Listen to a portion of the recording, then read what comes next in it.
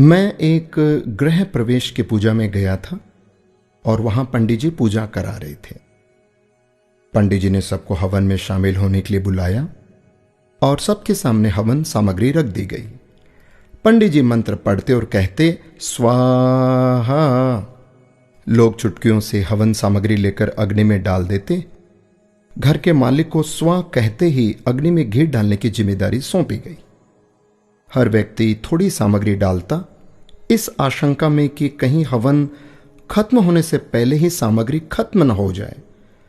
गृह मालिक भी बूंद बूंद करके घी डाल रहे थे। उनके मन में भी यही डर था कि कहीं घी खत्म ना हो जाए।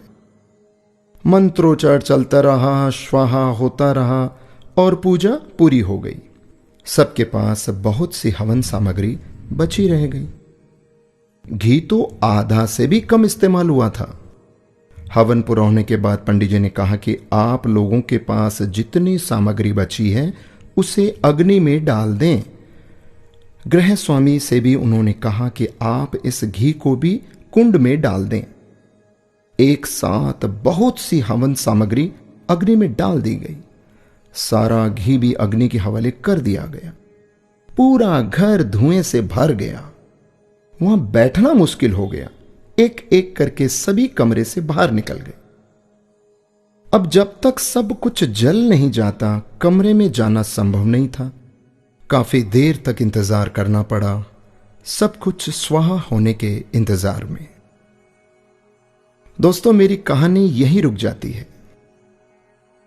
उस पूजा में मौजूद हर व्यक्ति जानता था कि जितनी हवन सामग्री उसके पास है उसे हवन कुंड में ही डालना है, पर सभी ने उसे बचाए रखा कि आखिर में सामग्री काम आएगी या खत्म ना हो जाए।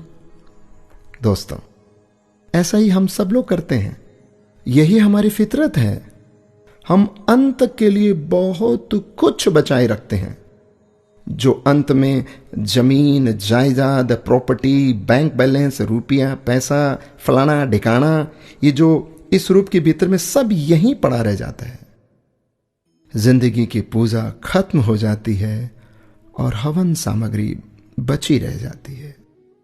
हम बचाने में इतने खो जाते हैं कि ये भी हम भूल जाते हैं कि सब कुछ होना हवन कुंड के हवाले ही तो है। उसे बचाकर क्या करना? बाद में तो सिर्फ धुआं ही होना है। संसार हवन कुंड है दोस्तों, और जीवन पूजा। एक दिन सब कुछ हवन कुंड में समाहित होना है। अच्छी पूजा वही है जिसमें हवन सामग्री का सही अनुपात में इस्तेमाल हो, न सामग्री खत्म हो न बची रह जाए। यही मैनेजमेंट करना है। कबीर जी का एक दोहा शायद सबको पता है, दुर्लभ मानस जन्म है, होए न बारंबार, पक्का फल जो गिर पड़ा, लगे ना दूजी बार। दोस्तों, ये मनुष्य जन्म बार बार नहीं मिलेगा, तो क्यों ना हम समय का, पैसों का, अपनी सोच का और अच्छे कार्य करके इसका सही सदुपयोग और इस्तेमाल करें। राधे राधे।